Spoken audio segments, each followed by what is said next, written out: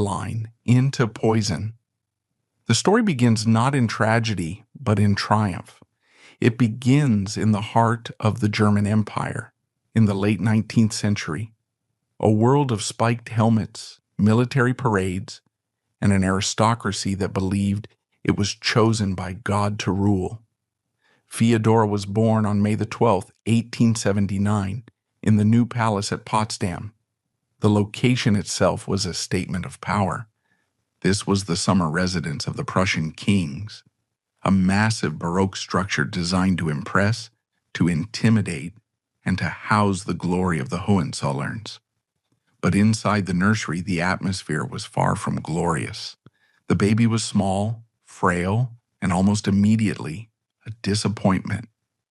In the hyper-masculine culture of Prussia, where the value of a royal child was measured in their ability to wear a uniform and command a regiment, a girl was a secondary prize. But the true problem was not her gender, it was her mother. Princess Charlotte of Prussia was a terrifying force of nature. Known to the family as Charlie, she was the eldest daughter of the then Crown Prince, Frederick and Victoria, Princess Royal, herself the eldest daughter of Queen Victoria. By lineage, Charlotte was the pinnacle of royalty. By temperament, she was a disaster. Charlotte was a woman born into the wrong century. Intelligent, restless, and prone to wicked boredom, she detested the stifling etiquette of the Berlin court. She was a woman who needed constant stimulation, gossip, intrigue, cigarettes, and late-night parties. She had a sharp tongue that she used like a whip, and she lacked the one thing a Victorian mother was supposed to possess in abundance: maternal instinct. When Charlotte discovered she was pregnant with Feodora, she was not overjoyed. She was annoyed. Pregnancy was an inconvenience. It ruined her figure, it limited her social calendar, and it forced her into a confinement she found intolerable. She wrote to her mother, the future Empress Frederick, complaining bitterly about her condition, viewing the unborn child as a parasite, draining her vitality. When Feodora finally arrived, the reception was cool. Charlotte looked at the infant with a critical, almost clinical eye. She did not see a miracle. She saw a creature that demanded time and energy she did not wish to give. Feodora was handed off to a battery of wet nurses and governesses almost immediately. This was common for the era, of course. Royal mothers rarely changed nappies, but Charlotte's distance went beyond convention. It was an act of aversion. The tragedy of Feodora's early years was set against the backdrop of the Prussian hothouse. The German court under Kaiser Wilhelm I and later under Feodora's own uncle, Wilhelm II, was a place of extreme tension. It was a society obsessed with appearance, with strength, and with duty. Weakness was despised, and Feodora, from the very start, was weak. She was a difficult baby. She cried incessantly, a high, thin wail that echoed through the nursery corridors, driving the nannies to distraction. She suffered from colic that seemed to defy medical explanation. Her digestion was constantly upset. She would vomit without warning, and she seemed to be in pain even when there was no obvious cause. Charlotte's reaction to her daughter's distress was not sympathy, but irritation. The baby's crying ruined her sleep. The baby's illness ruined her plans. In letters to her English relatives, Charlotte described Feodora not with the affection of a new mother, but with the detachment of a disappointed critic. She called the child stupid and ugly. She complained that Feodora was slow to develop, that she was lethargic, that she lacked the spark that Charlotte valued so highly in herself. What no one realized, what no doctor in 1879 could possibly have known, was that the mother and daughter were locked in a shared biological tragedy. The nerves that made Charlotte so restless the eccentricity that made her chain smoke and pace the floors until dawn, and the colic that made baby Theodora scream for hours were likely manifestations of the same thing. Deep in their DNA, on a microscopic level invisible to the physicians of the time, a mutation was at work. It was a legacy from Queen Victoria, passed down through the generations like a cursed heirloom. It was porphyria. In the late 19th century, porphyria was a medical phantom. It was not a single disease in the eyes of doctors, but a confusing collection of symptoms that looked like other things. When the metabolism failed to produce heme correctly, toxic porphyrins flooded the body. The results were horrific. Abdominal pain that mimicked appendicitis or poisoning, skin that blistered and scarred under the sun, and, most terrifying of all, damage to the nervous system that caused paralysis, seizures, and madness. Charlotte had it. Her erratic behavior, her bad days where she would vanish into her rooms with stomach spasms, her manic energy followed by days of collapse, it was all the disease, and she had passed it to Theodora. But because there was no diagnosis, there was only judgment. Charlotte believed her own pain was a result of her sensitive, superior nature, but she viewed Theodora's pain as a defect. She saw the child's lethargy as laziness. She saw the crying as manipulation. As Theodora grew from a sickly infant into a shy, awkward toddler, the dynamic of her life was cemented. She was the disappointment living in the shadow of a mother who dazzled and terrified everyone around her. Charlotte was a social butterfly, arguably the most fashionable woman in Berlin. She was slender, sharp-featured, and impeccably dressed, holding court in salons where she gossiped viciously about her enemies. Theodora, by contrast, was kept in the background. The little princess quickly learned that the safest place to be was nowhere near her mother. She retreated into herself. She became a quiet, watchful child, observing the glittering, dangerous world of the court from behind the safety of a curtain or a nursery door. She learned to suppress her complaints because complaining only brought scorn. If her stomach hurt, and it often did, a gnawing, deep ache that made it hard to stand up straight, she learned to hide it. If she felt a strange, dark cloud of sadness descending on her mind, she learned to smile through it, because a Prussian princess was not allowed to be sad. Her father, Prince Bernhard of Saxe-Meiningen, was a different story, but he was not a savior. Bernhard was a man of his time and class, a scholar, an intellectual, and a soldier, but not a particularly warm father. He was deeply interested in military history and Greek translation, often retreating into his study to escape his wife's chaotic energy. He was fond of Theodora in an abstract way, but he was completely dominated by Charlotte. If Charlotte said the girl was being difficult, Bernhard generally accepted it. He was not cruel, but he was absent, leaving Theodora to navigate the minefield of her mother's moods alone. The isolation of Theodora's childhood is difficult to overstate. While she had cousins, the children of the future Kaiser Wilhelm II were running wild in the nearby palaces. She was often kept apart. Charlotte did not like children, even her own nieces and nephews. She found them noisy and dirty. So Theodora spent long days in the nursery, surrounded by adults who were paid to care for her, but not to love her.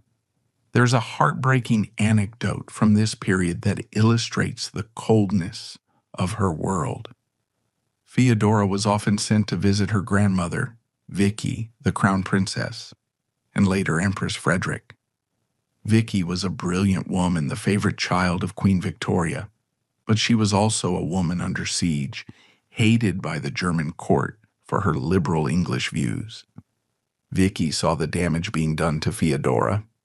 In her letters to Queen Victoria, she expressed deep concern for the poor little thing. noting how pale and frightened the child looked. Vicky tried to provide some warmth, some semblance of a normal grandmotherly relationship. She would read to Feodora, take her for walks in the gardens of the Friedrichshof, and try to draw the child out of her shell. But even Vicky was critical. The Victorian standard for children was high. They were expected to be bright, engaging, and precocious. Feodora, burdened by her secret illness, was often tired and dull. Even the grandmother who loved her couldn't help but compare her unfavorable to her brilliant, difficult mother. Feo is a good child, Vicky would write, but she lacks Charlie's spirit. It was a damning assessment. Feodora was being compared to the very woman who was tormenting her and found wanting. As she entered her school years, the pressure intensified. Education for a Prussian princess was rigorous. She was expected to be fluent in French and English, to know history, to play the piano, and to understand the complex genealogy of the European royal houses. For a child with a chronic undiagnosed metabolic disorder, this was torture. There were days when the fog would descend, a symptom of porphyria that causes confusion and difficulty concentrating. Feodora would stare at her lessons, the words swimming on the page, unable to make sense of them. Her tutors, reporting back to Charlotte, would call her slow or obstinate. Charlotte's reaction was predictable. She would storm into the schoolroom, a whirlwind of perfume and fury, and berate the girl.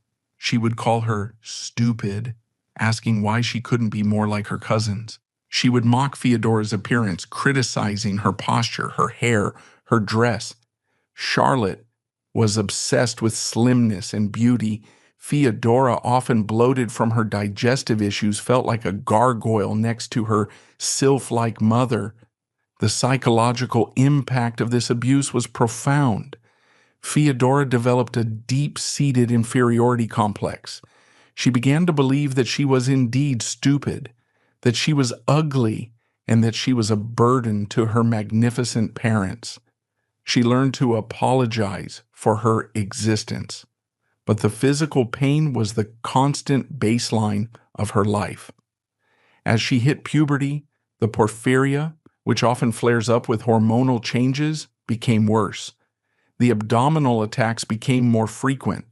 She would be found curled up in her bed, clutching her stomach, pale and sweating. The court doctors were summoned. These men, with their stiff collars and limited knowledge, would prod and poke the terrified teenager. They found nothing. No tumors, no appendicitis, no blockage. In the medical thinking of the late 19th century, if there was no physical mass to explain the pain must be imaginary. The diagnosis was hysteria or hypochondria. It was a label that would haunt Feodora for the rest of her life. It stripped her of her dignity. It meant that her suffering was not treated with compassion, but with disdain. When she said she was in pain, people rolled their eyes. "Feo is having one of her spells," they would whisper. "She just wants attention." It was a psychological torture chamber. Her body was screaming in agony, yet the people supposed to protect her accused her of lying. She began to doubt her own sanity. Am I making this up? Is this normal? Why does everyone else seem to live without this clawing pain in their gut? By the time Feodora was a teenager, she was a ghost in her own house. She was quiet, submissive, and deeply unhappy. But the world outside was moving at a breakneck speed.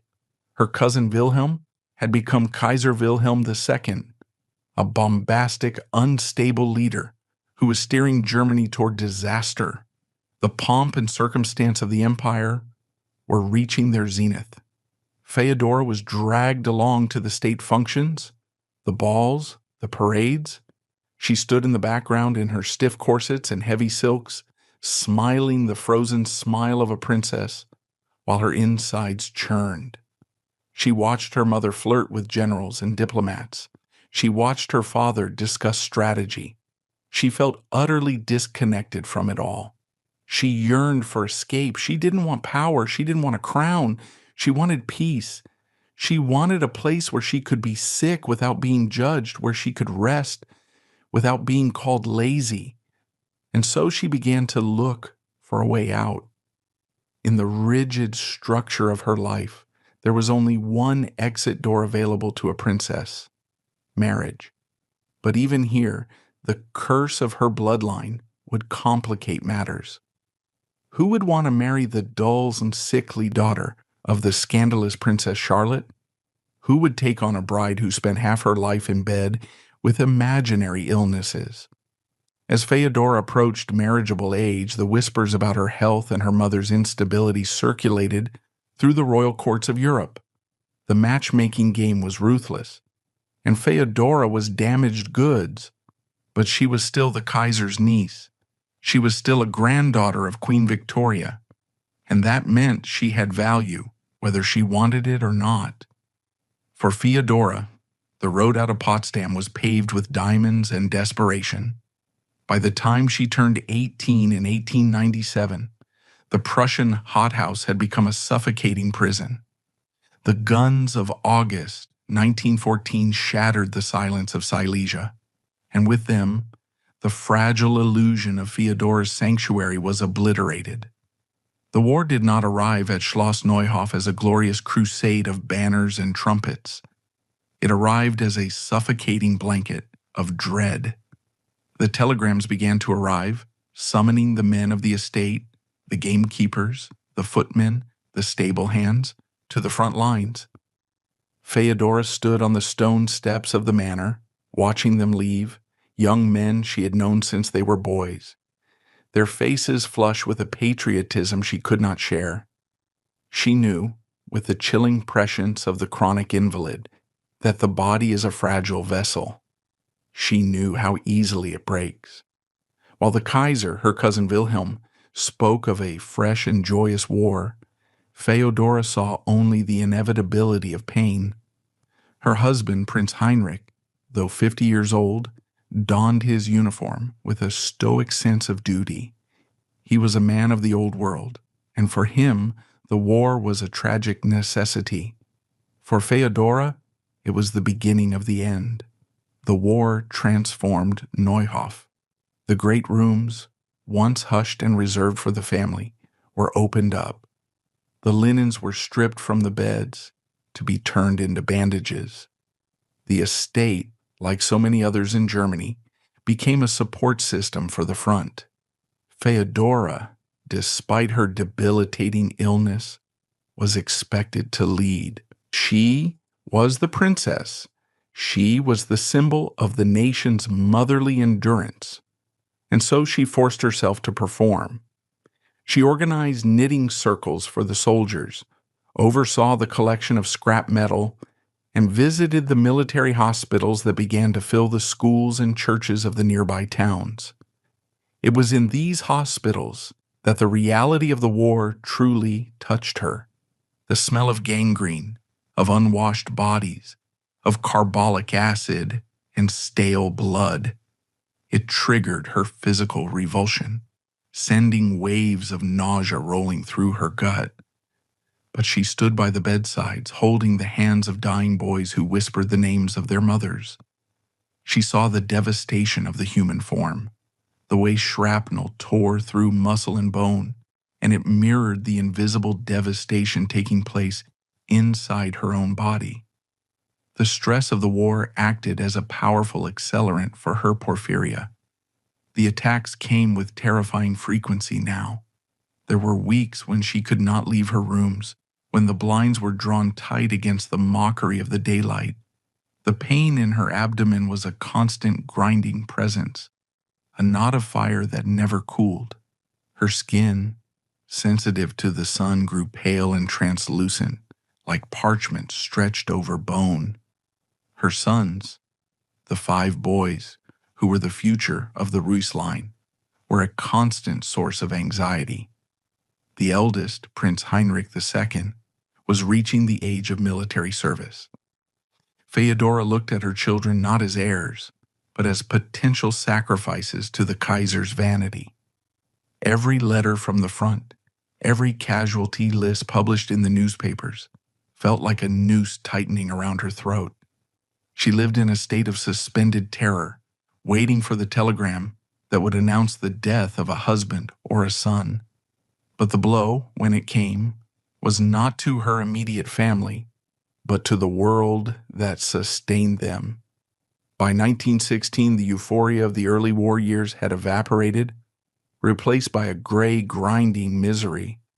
The British blockade was strangling Germany. Food was becoming scarce, even for the aristocracy. At Neuhof, the meals became simpler. The coffee was replaced by a bitter substitute made of roasted acorns. The bread was dark and heavy with sawdust. The heating coal was rationed, and the great drafty corridors of the castle became iceboxes. Feodora, whose circulation was already poor due to her condition, spent her days wrapped in shawls, shivering deep in her bones. The news from Berlin was catastrophic. The people were starving. The turnip winter of 1916 to 1917 brought famine to the cities. The respect for the monarchy, once the bedrock of German society, was eroding. Feodora could feel it in the way the villagers looked at her carriage, not with reverence, but with a sullen, hungry resentment. Why should she have a castle when they had no coal? Why should she be warm when their sons were freezing in the trenches of the Somme? Then came 1918, the year the sky fell. The collapse of the German Empire was swift and total. In November, the sailors mutinied in Kiel. The revolution spread like wildfire through the exhausted, defeated nation. On November 9th came the unthinkable news. Kaiser Wilhelm II, the all-highest, the man who had seemed as permanent as the sun, had abdicated. He had fled like a thief in the night to exile in the Netherlands. For Feodora, this was a psychological earthquake. Her entire identity was built on the structure of the monarchy. She was a princess of Saxe-Meiningen, a princess of Prussia by blood. If the Kaiser fell, if the concept of royalty was discarded, what was she? The Republic was proclaimed. The red flags of the socialists flew over the Stadtschloss in Berlin. The aristocracy, terrified, barricaded themselves in their country estates, waiting for the Bolsheviks to come and slaughter them as they had the Romanovs in Russia just months before. Feodora and Heinrich sat in the library at Neuhof, listening to the reports on the wireless, the static crackling like the sound of a world breaking apart. They were no longer the rulers of Silesia. They were class enemies. It was in this atmosphere of national funeral and personal terror that the next tragedy struck. It was a personal one, intimate and sharp. In 1919, Princess Charlotte of Prussia died. The relationship between Feodora and her mother had been a poisoned well all her life. Charlotte had been the source of Feodora's insecurity, the voice in her head that told her she was worthless, ugly, and dull. Charlotte had been the brilliant, cruel sun that scorched Feodora's earth, and now she was gone. Feodora traveled to Baden-Baden, where Charlotte had spent her final years seeking cures for her own nervous maladies. Seeing her mother on her deathbed was a revelation. The woman who had been a whirlwind of energy was now a husk. Charlotte's body was ravaged. She was in agonizing pain, her skin sallow, her mind clouded by the toxins that had destroyed her kidneys and her nerves. For the first time, Feodora saw the mirror image of her own suffering. The doctors whispered about kidney failure and heart dropsy, but Feodora recognized the symptoms, the wandering pains, the dark urine, the madness. Charlotte died on October 1st, 1919. She was only 59. The grief Feodora felt was a complicated, jagged thing. It was not the pure, clean sorrow of a loving daughter. It was a mixture of relief, guilt, and a terrifying realization. With Charlotte gone, Feodora was the matriarch. She was the carrier of the legacy.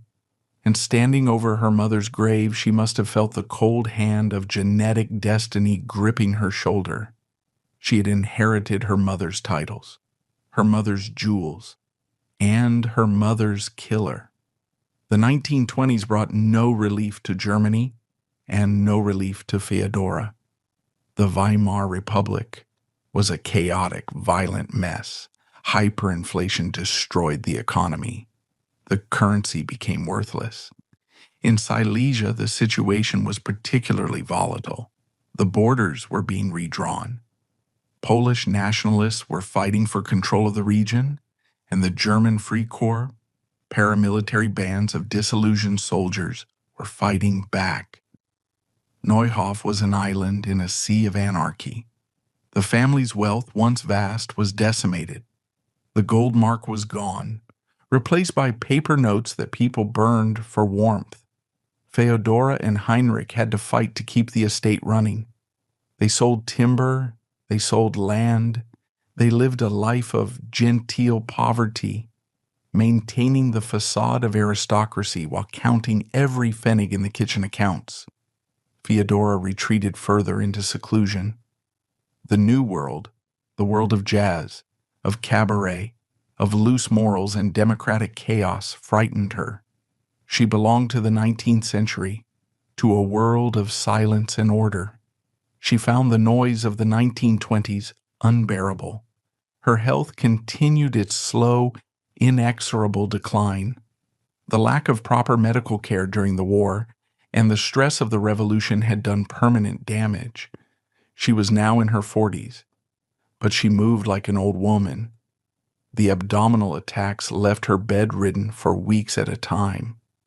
She became addicted to the sedatives that were the only barrier between her and the pain. In the village, she became a legend, the White Lady of Neuhof, a ghost who was rarely seen. When she did appear, at church or in the back of a chauffeured car, her face was a mask of tragedy. The villagers, struggling with their own poverty, felt a strange mix of pity and awe. They knew she was sick, though they didn't know the name of the sickness. They whispered that it was the royal disease, a curse from a god for the hubris of the Hohenzollerns. But Feodora was not cursing God. She was trying to survive him. She spent her days in the library reading English novels, trying to connect with the sane, stable world of her grandmother Victoria. She wrote letters to her few remaining friends, letters that were filled with a deep, pervasive melancholy. She felt like a survivor of a shipwreck, clinging to a piece of driftwood while the ocean raged around her. Her sons were grown now, tall young men who navigated this new broken Germany with a cynicism their parents lacked. They joined the steel helmet organizations. They flirted with the new nationalist movements that promised to restore German pride. Feodora watched them with anxiety. She saw the anger in their eyes, the same anger that was burning in the beer halls of Munich. She sensed, with her heightened neurotic sensitivity, that the violence was not over. The war of 1914 to 1918 had been a slaughter, but it had settled nothing. The wound was still open, festering. By the late 1920s, a new name was being whispered in Silesia: Hitler. Feodora, isolated in her castle, initially paid little attention to the Austrian corporal. He was vulgar, he was loud, he was common. To a woman raised in the court of Potsdam, he was everything that was repellent. But her world was shrinking, and the shadows were lengthening. The porphyria was attacking her mind more frequently now. She suffered from bouts of paranoia, convinced that she was being watched, that her food was poisoned, that the end was coming. She was right, of course. The end was coming. It was just taking its time. As the decade turned and the Great Depression slammed into Germany, the final act of the tragedy began to take shape. The Weimar Republic crumbled. The streets filled with brown shirts, the air grew thick with hate. At Schloss Neuhof, the seasons turned with an indifferent beauty.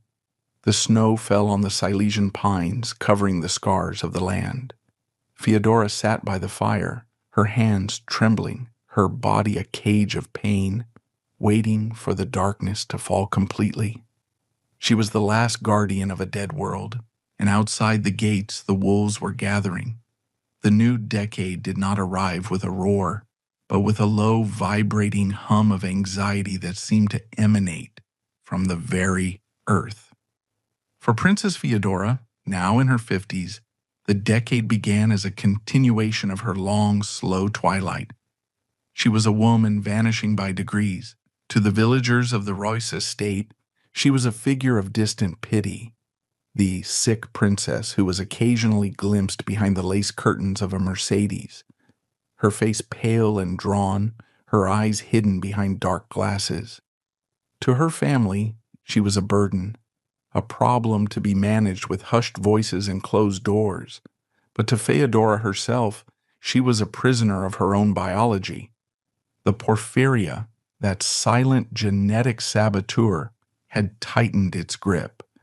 In her youth, the attacks had been violent storms that passed, leaving wreckage but allowing for periods of calm.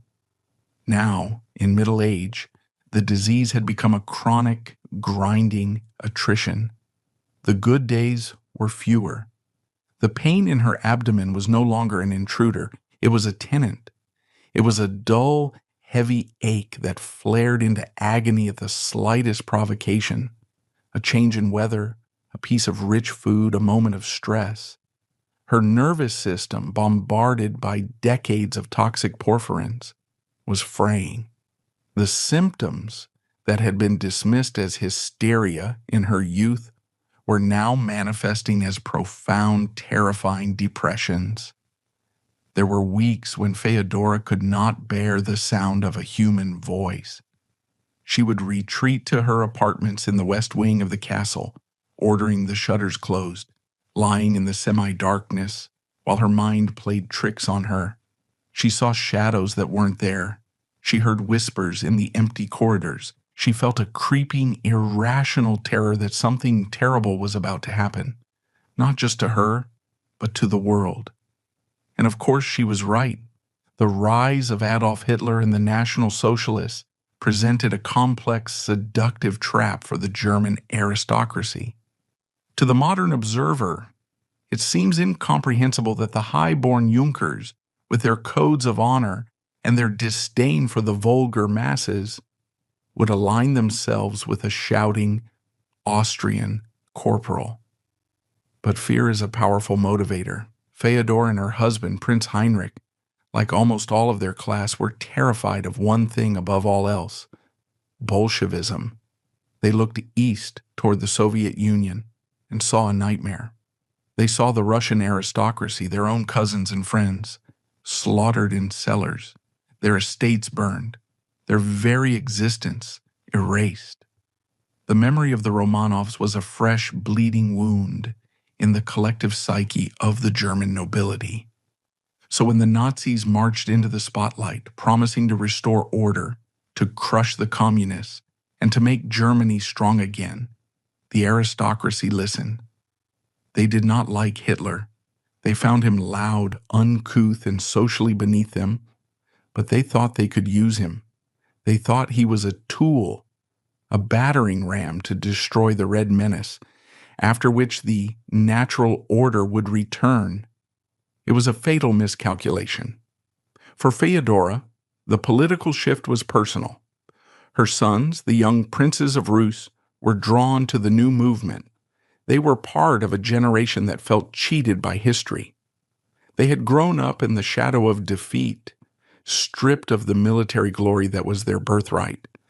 The Nazis offered them uniforms, a sense of purpose, and a target for their anger.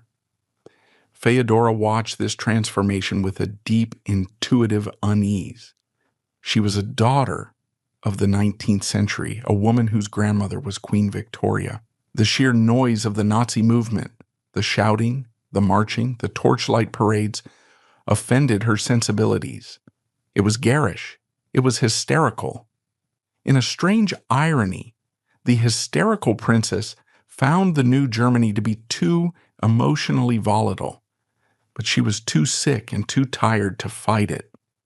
By 1933, when Hitler was named chancellor, the atmosphere at Schloss Neuhof had changed.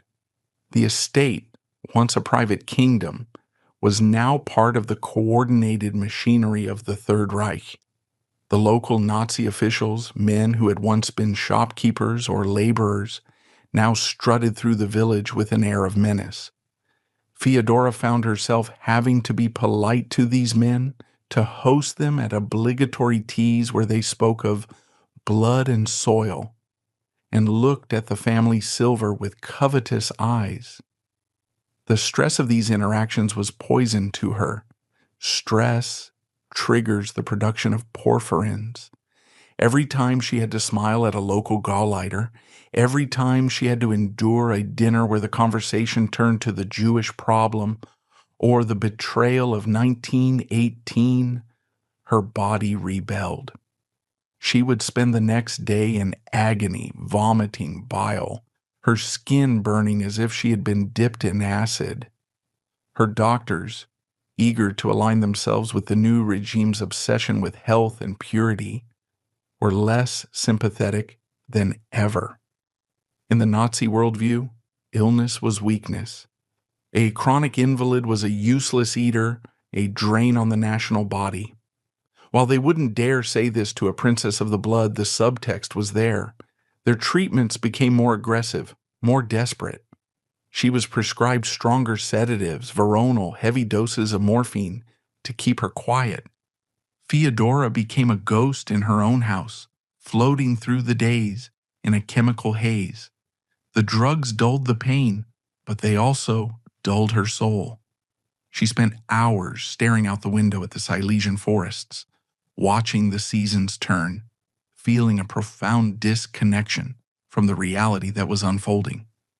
Then came the year 1938, the year of the Anschluss, the annexation of Austria, the year of the Sudetenland crisis. War was in the air, thick and choking like coal dust. Silesia was on the front lines of this tension. The border with Poland was close, and the rhetoric about the stolen lands was reaching a fever pitch. Feodora could see the military convoys moving on the roads again, just as she had in 1914. The déjà vu was nauseating. Not again, she would whisper to her husband Heinrich. Please, not again. Prince Heinrich the 33rd was now an old man, 74 years old. He was tired. The strain of managing the estate under the chaotic economic policies of the Nazis, the worry about his sons, and the constant burden of his wife's illness had worn him down. He was the anchor of Feodora's life.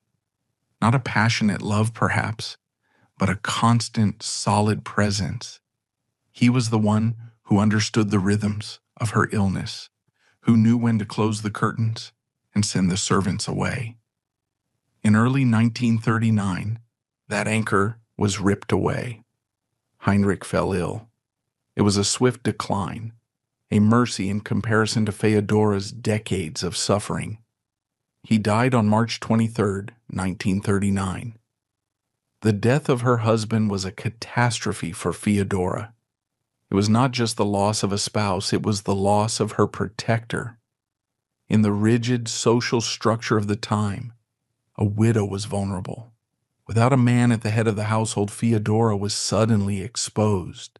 She was the Dowager Princess, a title that sounded grand but felt hollow. She stood by his grave in the family crypt, a small, frail figure in black veils. The wind whipped across the Silesian plains, carrying the scent of thawing earth and impending violence. She was 60 years old. She was alone. And she knew with a terrifying certainty that the world was about to end. The months following Heinrich's death were a blur of grief and administrative cruelty. The estate had to be managed. The Nazi bureaucrats descended, demanding death duties, demanding quotas of timber and grain for the national effort. Feodora, grieving and sick, had to sign papers she barely understood. Her sons tried to help, but they were consumed by their own roles in the gathering storm. They were officers now, waiting for the order to march. Feodora retreated to the deepest recesses of the castle. She stopped receiving visitors. She stopped going to church. She became a hermit, living in a suite of rooms that smelled of lavender, old paper, and medicine. She read her English Bible, finding comfort in the Psalms of Lamentation. My strength fails because of my iniquity, and my bones waste away. It felt like a diagnosis, summer 1939. The heat was oppressive. The radio, which Feodora now feared to turn on, screamed with Hitler's speeches. Poland was the enemy. Poland had to be destroyed. Schloss Neuhof was located in Lower Silesia, dangerously close to the Polish border. As August turned to September, the estate was surrounded by the machinery of war. Tanks rumbled past the gates, churning up the dust. Soldiers bivouacked in the forest where Feodora had once taken peaceful walks. The sky was filled with the drone of Luftwaffe bombers moving into position. Feodora watched it all from her window. She felt a profound sense of betrayal. The war to end all wars had been a lie. The sacrifice of 1914 had been for nothing. Her cousins in England, King George VI, the royal family, were now the enemy again. The irony was bitter. She was half English by blood, the granddaughter of the woman who had defined the British Empire, and now she was trapped in the belly of the beast that was trying to destroy it. On the morning of September 1st, 1939, the sky over Silesia turned dark, not with rain, but with planes. The invasion of Poland began before dawn. The sound of artillery fire rolled across the border, a low, thudding thunder that shook the window panes of the castle. It was the sound of the world cracking open. For Feodora, the start of World War II was not a moment of patriotic fervor, but of physical collapse. The stress triggered a massive porphyria attack. She was found by her maid, collapsed on the floor of her dressing room, writhing in agony, clutching her stomach. The doctor was summoned, but he was distracted, impatient.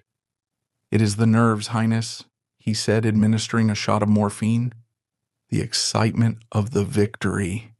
Victory. That was the word they used as the Wehrmacht smashed through the Polish defenses. But lying in her darkened room, drifting in and out of a morphine dream, Feodora saw no victory. She saw only blood.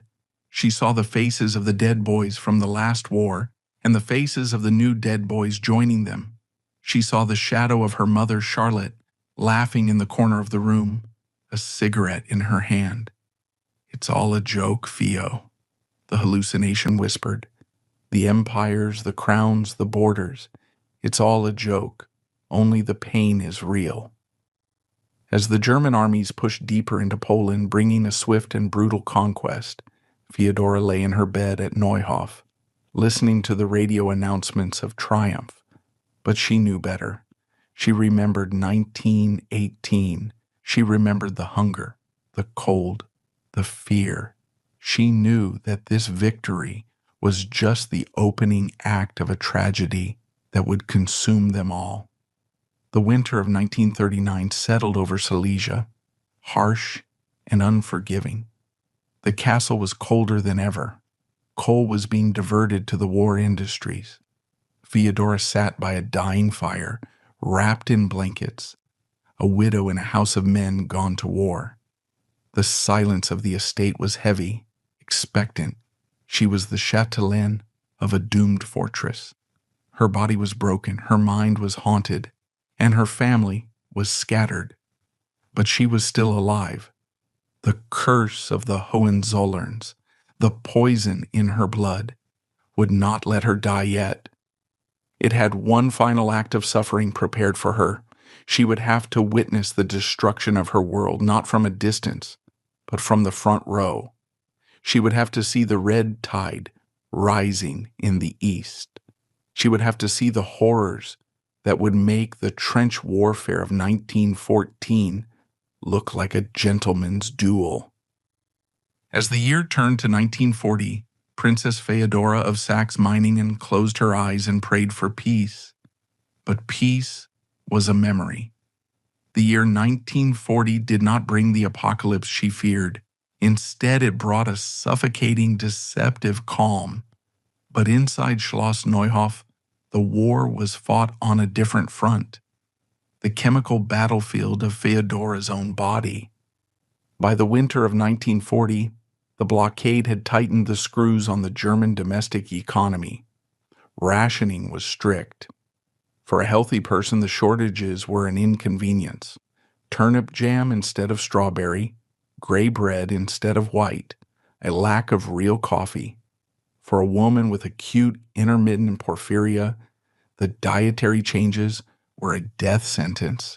Biologically, fasting or a low-carbohydrate diet is the most potent trigger for an attack. The liver, starved of glucose, begins to overproduce porphyrins in a frantic attempt to regulate the metabolism. Feodora, living on the meager rations of a country at war, was unwittingly poisoning herself with every meal she skipped or every slice of potato bread she consumed. The result was a year of unremitting physical torture. The attacks were no longer distinct events. They merged into a continuous, grinding baseline of agony. Her abdomen was hard as a board. The muscles locked in a spasm that felt like a permanent cramp. She lost weight rapidly, her frame becoming skeletal, her eyes sinking deep into their sockets. The castle, once her refuge, became a cold, echoing labyrinth. With coal diverted to the war effort, only a few rooms could be heated. Feodora spent her days in a small salon on the ground floor, wrapped in layers of wool and fur, shivering violently. The cold seemed to seep into her marrow. It was a physical manifestation of the isolation she felt. Her husband was dead. Her sons were scattered across the fronts. Heinrich II was a major in the Wehrmacht, fighting for a regime his mother viewed with a mixture of aristocratic disdain and pragmatic fear. She was alone with the servants, and even they were changing. The young men were gone, drafted into the infantry. The older retainers were sullen, exhausted, and wary. The Nazi Party officials in the local village of Hirschberg were watching everything. They counted the chickens, they measured the milk yield, they eyed the silver candlesticks in the Neuhof chapel. Feodora was no longer the benevolent lady of the manor. She was a suspect in her own home, a relic of the hated monarchy that the Nazis tolerated only as long as she was useful. Then came June 22nd, 1941, Operation Barbarossa. The invasion of the Soviet Union was the moment the nightmare truly began for Feodora. It was not just a military campaign, it was the awakening of her deepest, most primal terror, the Bolsheviks. Since 1917, the specter of the Russian Revolution had haunted the German nobility. They all knew the stories. They had all seen the refugees who fled St. Petersburg with diamonds sewn into their corsets. They knew about the cellar in Ekaterinburg, where the Tsar, the Tsarina, and their children, Feodora's own cousins, had been bayoneted and shot. When Hitler announced the crusade against Jewish Bolshevism, Feodora felt a chill that had nothing to do with the temperature in the castle. She knew that this was an existential gamble. If Germany won, the Nazis would own the world, a prospect that was bleak enough. But if Germany lost, if the Red Army ever came west, the stress of the invasion triggered a mental collapse. In the summer of 1941, Theodora disappeared into the fog of porphyria-induced psychosis. She began to hear voices. They were not the voices of the living, but of the dead. She spoke to her mother, Charlotte, arguing with her in empty rooms. She saw faces in the patterns of the wallpaper, demonic, twisting faces that mocked her pain. She became convinced that the food the servants brought her was poisoned. She refused to eat, which only starved her liver further and intensified the hallucinations. The local doctor, an old man named Dr. Schmidt, who had treated the family for years, was out of his depth. He came to the castle, smelled the stench of illness in the unventilated room, and shook his head. "It is the nerves, Highness," he repeated, the mantra of a profession that had failed her for 60 years. "It is the strain of the war." He prescribed veronal. It was a barbiturate, a common sedative of the era. It was also, tragically, one of the worst things you could give a porphyria patient. Barbiturates induce the production of porphyrins. Every dose Dr. Schmidt administered to calm her nerves was pouring gasoline on the fire. Theodora would take the powder, drift into a drug sleep, and wake up screaming, her abdomen on fire, her mind shattered by nightmares so vivid she could not distinguish them from reality. She was trapped in a chemical feedback loop of horror, administered by the very people trying to save her. By 1942, the news from the East began to curdle. The quick victory had evaporated in the Russian snow. The letters from her sons became infrequent and grim. They spoke of frostbite, of human waves of Soviet infantry, of a war that was not honorable combat but industrial slaughter. Theodora, in her lucid moments, read the casualty lists in the newspaper. The names of the noble families of Prussia and Silesia were being wiped out. The von Moltkes, the von Bismarcks, the Hohenzollerns, generation after generation of officers were dying in the meat grinder of the Eastern Front. She realized she was witnessing the biological extinction of her class. It was during this period that a new, darker fear took root in her mind. She began to hear whispers about what the Nazis were doing to the unfit. The T4 euthanasia program had officially been halted in 1941 due to public outcry, but the killing had not stopped. It had just gone underground. In the asylums and hospitals of Germany, the useless eaters, the mentally ill, the chronically disabled, the genetically burdening, were being starved to death or injected with lethal doses of morphine. Theodora knew she was one of them. She was a useless eater. She contributed nothing to the war effort. She consumed resources. She was mentally unstable. In the eyes of the chillingly efficient Nazi state, her life was a negative integer. She became paranoid about doctors she didn't know.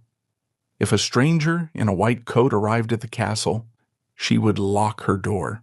She imagined they were coming with the syringe, the great-granddaughter of Queen Victoria, cowering in her bedroom, terrified that her own government was going to euthanize her like a sick dog.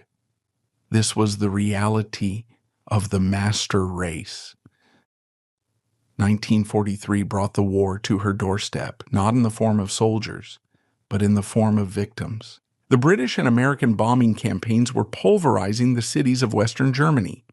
Hamburg, Cologne, Berlin, they were being turned into hollow shells of brick and fire. The government began to evacuate civilians to the safe east. Schloss Neuhof was requisitioned. It was no longer a private home. It was a refugee center.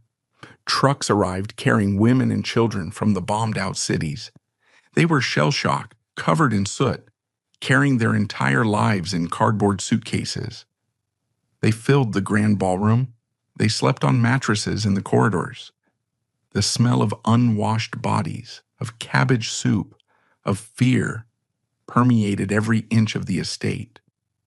Theodora retreated to a few rooms in the West Wing, but she could not escape the intrusion. Her silence was broken by the crying of babies and the arguments of strangers fighting over access to the bathrooms. It was a profound humiliation for a woman raised in the rigid hierarchy of the 19th century. Her home had been invaded. She was a stranger in her own castle. But there was also a strange leveling humanity to it. Theodora, the princess, and the factory worker's wife from Essen were both freezing. They were both hungry. They were both waiting for a husband who might never come back. The Porphyria attacks changed character during this time. The acute, screaming pain gave way to a profound, crushing weakness. The nerves in her limbs were dying. She began to suffer from peripheral neuropathy. Her hands would go numb, making it impossible to hold a pen or a cup. Her legs would buckle under her weight. She spent days in a wheelchair, pushed by her faithful maid, staring out at the park, which was now being dug up to plant potatoes. She watched the refugees. She saw their resilience, their ability to laugh even in the wreckage. And she realized with a bitter clarity that she lacked that strength. She was brittle. She was a creature of a hothouse, and the glass had shattered. She was not made for this raw, brutal world. Late in 1943, the illusion of Silesian safety shattered. The air raid sirens began to wail in Hirschberg. The bombers were reaching deeper. Theodora would have to be carried down to the cellars, her frail body wrapped in blankets, sitting in the damp dark while the earth shook above them. In the cellar surrounded by the refugees, she saw the eyes of the people. They looked at her not with deference, but with a mixture of curiosity and resentment. Why was she here? What good was a princess when the bombs were falling? She felt the irrelevance of her existence pressing down on her like the stone arches of the vault. Then came 1944, the year of the collapse. The Soviet summer offensive, Operation Bagration, destroyed Army Group Center. The Red Army was no longer a distant threat. It was a juggernaut rolling toward the borders of the Reich. The news was apocalyptic. The Russians were in Poland. The uprising in Warsaw was being crushed with medieval brutality. Theodora's health reached its nadir. The stress of the approaching front caused her porphyria to flare into a continuous state of crisis. Her urine was the color of port wine, a terrifying sign of massive porphyrin discharge. Her skin was paper thin and covered in sores that would not heal. She stopped sleeping. The nights were the worst. In the silence of her room, she could hear the artillery. It was a low, dull thudding on the eastern horizon, like a heartbeat of the earth. Thump, thump, thump. Every thud was a step closer. Every thud was a reminder of the cellar in Ekaterinburg. Her sons urged her to leave. "Mother," Heinrich II wrote from the front, "you must go west. Go to Hanover. Go to the British zone if you can. Do not stay in Silesia." But she refused. It was likely not stubbornness, nor a refusal to abandon the family seat. It was a brutal medical reality. She was simply too sick to move. The idea of sitting in a cart or a train for weeks amidst the chaos of the refugees without her medicine, without a bed, it was impossible. She knew she would die on the road. "If I am to die," she told her maid, "I will die in my own bed. I will not die in a ditch." It was a decision born of exhaustion. Theodora was 65 years old, but her body was that of a 90-year-old. She had been fighting the war inside her blood for 40 years. She was tired. She was so incredibly tired. By the autumn of 1944, the atmosphere in Silesia was one of panic. The trek had begun. The roads were clogged with wagons, horses, and people walking west, away from the red arrow on the map. The local Nazi officials, the ones who had been so arrogant a year ago, were packing their cars with looted goods and preparing to run. Feodora remained. Schloss Neuhof became an island of silence in a river of noise. The refugees had moved on, fleeing the front. The servants were deserting.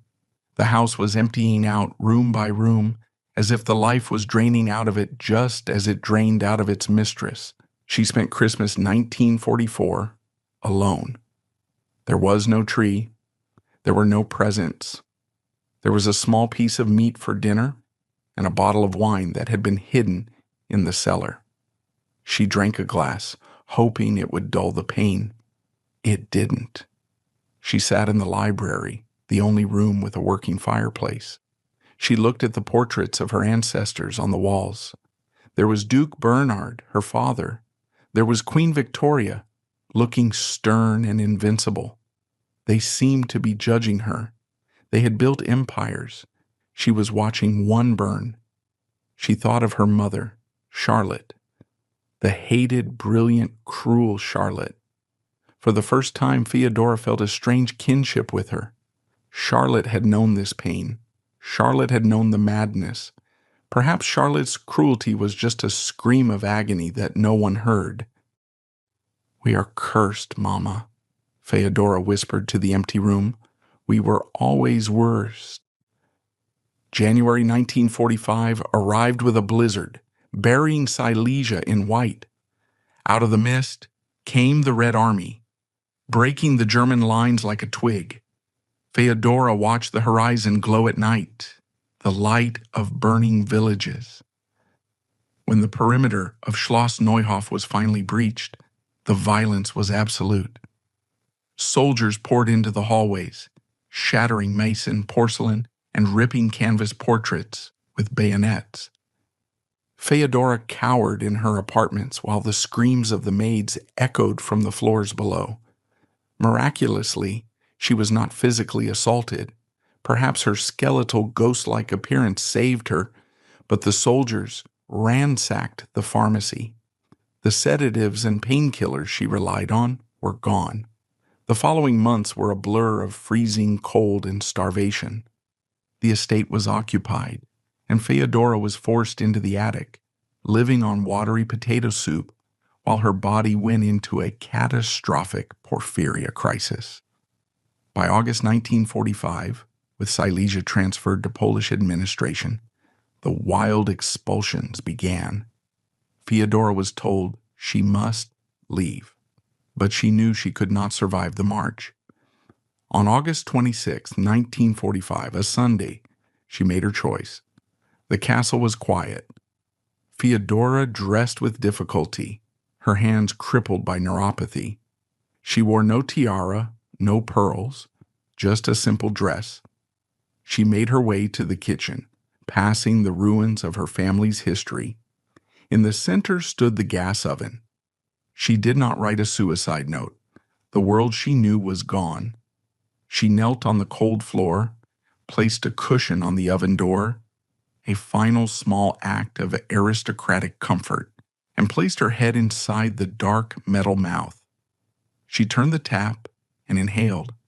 The gas filled her lungs, replacing the oxygen and the pain. The faces of the hallucinations, the demons, the soldiers, the mother who hated her, began to fade. In the darkness, Princess Feodora of Saxe-Meiningen finally found the one thing she had been searching for since she was a crying baby in Potsdam: silence. The body was found later. The details of her burial are sparse, lost in the chaotic record-keeping of post-war Poland. There was no state funeral. There was no lying in state. She was likely buried in a hasty grave near the castle, or perhaps in the family crypt before it was sealed and forgotten by the new communist regime. For decades, Feodora was a footnote. Historians mentioned her only in passing. Charlotte's daughter, who committed suicide. She was dismissed as weak, a neurotic woman who couldn't handle the fall of the aristocracy. It wasn't until the turn of the 21st century that the truth was exhumed, not from the ground, but from the archives of genetics. Historians and scientists investigating the royal malady that plagued the House of Hanover turned their attention to Feodora's mother, Charlotte. They found the letters describing the wandering pains and the dark urine. They found the DNA evidence in the bones of the royals. They connected the dots. Feodora was not weak. She was a warrior who had fought a losing battle against her own biology for 66 years. Today, looking back at the tragedy of her life, the suicide in the gas oven takes on a different meaning. It wasn't just a reaction to the loss of a war. It was the final symptom of a disease that destroyed the mind as surely as it destroyed the body. The porphyria gene, the royal curse, had traveled from Queen Victoria to the Empress Frederick, to the hated Charlotte, and finally to Feodora. It was a microscopic assassin, traveling through the most exalted bloodline in history, waiting for the perfect moment to strike. And in that cold kitchen in Silesia, amidst the ruins of a 1,000-year empire, the curse finally claimed its last victim.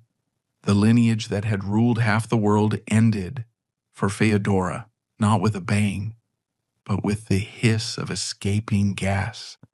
History remembers the kings and the Kaisers. It remembers the battles and the treaties. But it often forgets the collateral damage,